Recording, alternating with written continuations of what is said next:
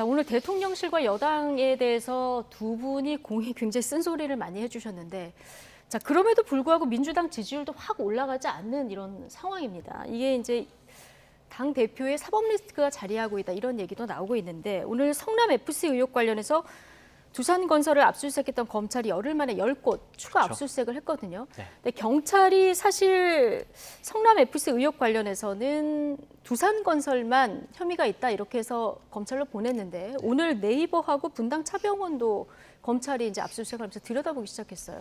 어떻게 관계가 있다는 겁니까? 그렇죠. 네이버 같은 경우에는 제2사옥 건축 허가 이러한 현안이 있었어요. 그래가지고 당시에 40억 정도를 이제 성남 FC에다가 후원한 것이 아니냐. 그러니까 네. 1억 정도는 원청에다가 하고 39억 정도를 성남 FC에다가 이제 기부를 했다라는 것이고요. 분당 차병원 같은 경우에는 부지를 용도 변경해가지고 줄기세포 연구단지로 허가를 받았어요. 그래서 네. 33억 정도를 성남 FC에 후원을 했다. 결국에는 제2사옥 건축 허가와 부지 용도 변경이라는 각 기업들의 현안 문제와 관련해서 후원을 받고 이걸 허가해 준 거 아니냐. 예. 이렇다면 이거 제3자 뇌물 공여 혐의에 딱 걸린다.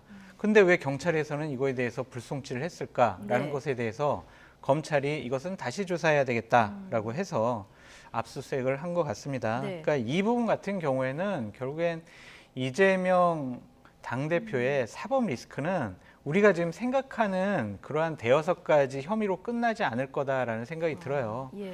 어쨌든 이재명 당대표를 기소해야 되겠다. 사법적으로 문제를 삼아야 되겠다. 예. 이런 것들에 강하게 검찰과 경찰에서 앞으로도 수사를 강하게 할 것 같습니다. 네. 이러한 것들이 이재명 당대표를 스스로 위험에 빠지게 하는 부분도 있지만 이 부분을 옹호하고 있는, 방어하고 있는 민주당과 진보 진영에도 그렇게 썩 유리해 보이거나 긍정적으로 보이지가 않아요. 예. 그래서 이러한 부분들이 자칫 잘못하면 민주당과 이재명 당대표는 국민의힘과 대통령실이 저렇게 좀 국민에게 좀 낮은 평가를 받고 있는데도 올라가질 않잖아요. 이거는 심각하게 생각해야 될 부분이다라고 말씀드립니다. 예. 여기에 대한 뭐 반론을 좀 들어볼 텐데요. 오늘 민주당에서는 뭐 반론은 아닙니까? 예, 의견을 얘기해 주시죠. 그러면. 반론하기는 좀 제가 네. 좀 어렵다고 생각하고요. 저는 뭐 이전부터 방송에 나와서 이재명 대표께서 지난번 당대표 선거에서 한 타임 쉬어가셨으면 정말 좋겠다. 모두에게 좋을 것이다. 대표 본인에게도 좋고 당에게도 좋을 것이다. 이렇게 말씀을 드렸던 사람으로서 지금 장성철 소장님이 하신 말씀이 되게 아프죠. 저는. 예. 아프지만 너무 아픈- 맞는 말씀으로 받아들이시군요. 맞으니까 아프죠. 제가 볼 때. 네. 근데 여기서 윤석열 정부가 또 잘못하고 있는 게 있어요. 이렇게 민주당이 안 오르는 거를 잘 활용해야 되는데 또 너무 과한 일을 하는 거예요. 예. 오늘 보면은 김용록 그 서울지검 2차장 감사원 파견하고 그다음에 김영일 네. 예, 검사를 그 자리에 놓고 또 조주원 검사를 수원지검에 합류시키지 않습니까? 예. 이거 쌍방울 관련 수사 지휘하던 검찰 간부들 대거 교체된 이 부분 말씀하시는 네네. 거죠? 예. 저는 이 이재명 그 당대표 수사와 관련해서 이렇게 하는 게 두 가지 문제가 있다고 봐요. 네. 첫 번째는 감사원에 원래 검사 파견을 없앴어요. 왜냐하면 감사원과 검찰이 팀플레이를 하면서 예.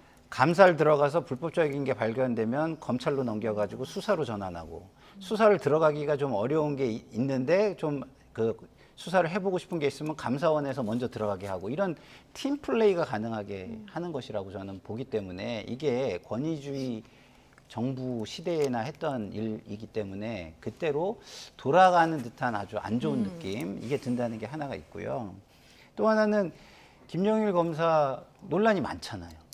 IDS 홀딩스 논란이 굉장히 컸던 분이고 그다음에 조주원 검사는 누구냐면 김건희 여사의 도이치모터스 사건 수사했던 분이잖아요.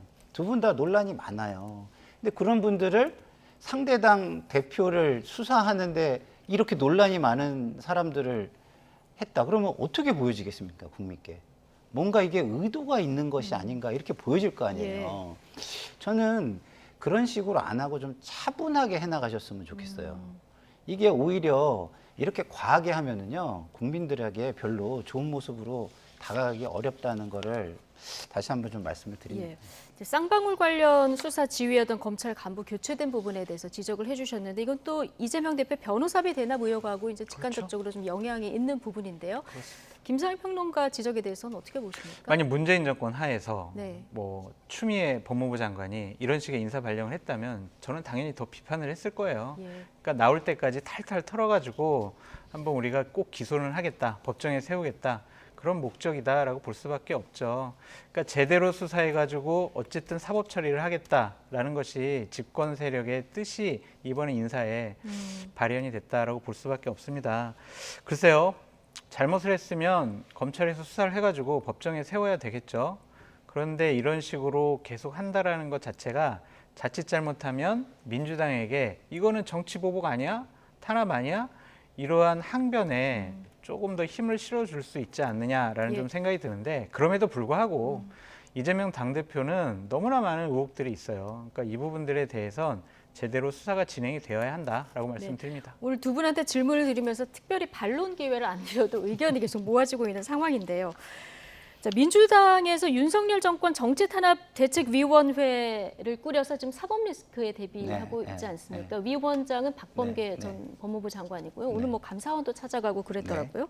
근데 특이한 점은 상임 고문이 5명인데요. 여기에 고민정, 전해철, 서른.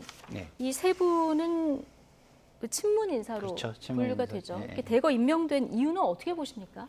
그래서 저는 뭐 저분들을 전면 배치해서 뭐 친문의 역할을 주고 뭐 이러려고 한다라는 분석이 있는데 저는 그렇게 보진 않아요. 네. 왜냐하면 그런 걸 만약에 하려면 위원장을 맡았겠죠. 좀 더 집행을 하고 그거를 진두지휘할 수 있는. 예. 근데 고문이라는 건 그냥 가끔 한마디 해주는 거잖아요. 그래서 저거는 좀 마지못해 맞는 자리예요. 그래서 위원장 뭐 이런 걸 시키고 싶은데 안 하려고 하니까 마지못해 맞는 자리를 시켜서 구색을 맞춘 거 아닌가. 예. 저는 이런 생각이 좀 들었고요. 그 뭐 주요 당직 인선을 보면은 대부분 친명계로 다 또 친명계로 또 했잖아요. 오히려 그런 주요 당직에 친문계를 전면 배치를 했다면 했더라면. 탕평이다. 네. 그리고 함께한다. 통합적 행보다. 이런 칭찬을 들으셨겠죠. 예. 어떻게 보십니까?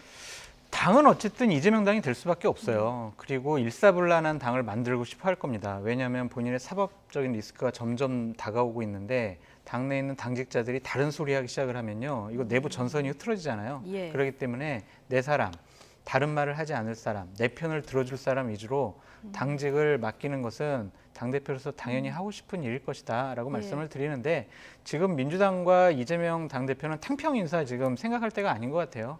일단은 일사불란하게 우리 당대표 지키자 그러한 모습을 보여줘야 된다. 그리고 또 이제 이런 부분이 있잖아요. 다른 목소리가 나오기 힘든 이유가 뭐냐면 어쨌든 이렇게 기소가 되더라도 재판은 2, 3년 갈 거다. 그렇게 네. 되면 이재명 당대표가 2024년 공천권을 휘두를 수밖에 없다. 공천권을 행사할 수 있는 당대표한테 다른 얘기하는 것은 비주류 의원들이 불가능한 상황이다. 예. 그래서 지금 당분간은 민주당은 당내 갈등과 혼란은 잦아들 것 같다. 왜냐하면 외계인이 재판까지 고려하면 공천권을 쥐고 있는 데 대해서 이렇게 반대 목소리를 내기는 어려운 어렵죠. 구조다. 예. 외계인이 쳐들어왔으니까요. 지금 다 지금 전 지구인들이 합심해가지고 외계인 무찔러야 된다. 그런 생각하고 있을 겁니다. 네. 근데 이재명 대표가 국회의원 돼서 불체포 특권 가지고 있죠. 야당 대표가 돼서 지금 체포 동의안도 좀 무력화될 수 있는 상황이 됐죠. 그리고 당원을 개정해서 기소에도 대표직을 유지할 수 있는 예외 규정도 이제 둔 이런 상황이라서 이게 앞으로 그 효과적으로 될지 이 부분도 관심인데 어떻게 보십니까? 그러니까 저런 모든 게 뭐 당신이 불안해서 한 건지 아니면 뭐 합리적으로 하신 건지 저는 잘 모르겠지만 제 생각에는 저런 삼중 결계가 본인을 지켜줄 수는 저는 없다고 봐요. 이재명 당대표를 지킬 수 있는 건 단 하나입니다. 국민의 지지. 예. 정치인은 국민의 지지 위에서 정치를 하는 것이죠. 그 외에 뭘 가지고 정치를 하겠습니까? 그런 차원에서 볼 때 국민의 지지가 없다면은요, 저거 아무리 해봐도 오히려 비난의 대상이 되지 예. 저것이 결계가 되지 않습니다. 그런 차원으로 볼 때 저는 그 뭐 다시 돌아가면 예. 과거의 저의 소망, 지금은 금지된 저의 소망이 떠오르는 거죠. 아, 당대표 출마를 안 해주셨으면 얼마나 좋았을까. 네. 과거로 돌아가자면 예. 저도 조금만 좀 말씀드리면 김상일 평론가께서 아주 정확한 좋은 얘기를 해주셨다는 생각이 들고 불체포 특권 그리고 기소에도 대표직을 유지한다. 이것을 실질적으로 사용을 하면요. 민주당은요. 정치개혁 말할 자격이 없어요. 본인들은 얘기했잖아요. 여러 가지 비리에 대해서 검찰에 기소당하고 체포영장이 오면 불체포 특권을 우리가 행사를 안 함으로써 국민 눈높이에 맞는 그러한 국회의원으로서 정당으로서 거듭나겠다. 정치 예. 개혁 차원에서 계속 얘기했던 부분이에요. 이 기소에도 당대표직 유지한다라는 것, 이 조항 같은 경우도 당원 80조 우리 많이 얘기했잖아요. 정치 개혁 차원에서 2015년도에 도입했던 건데 이걸 바꿨단 말이에요. 그러면은 8년 전, 9년 전으로 다시 되돌아간 거예요. 그래서 이재명 당대표는 지킬 수 있겠지만 이러한 정치 개혁을 할 것이다라는 국민적 기대를 저버리는 행위가 될 것이다. 그래서 민주당으로서는 더 뼈아플 거라 그렇게 전망해 봅니다. 이재명 당대표도 못 지킨다니까요. 알겠습니다. 알겠습니다. 오늘 두 분 말씀 여기까지 듣겠습니다. 라이트 포커스 장성철 공론센터 소장 그리고 김상일 정치평론가 두 분과 함께했습니다. 고맙습니다.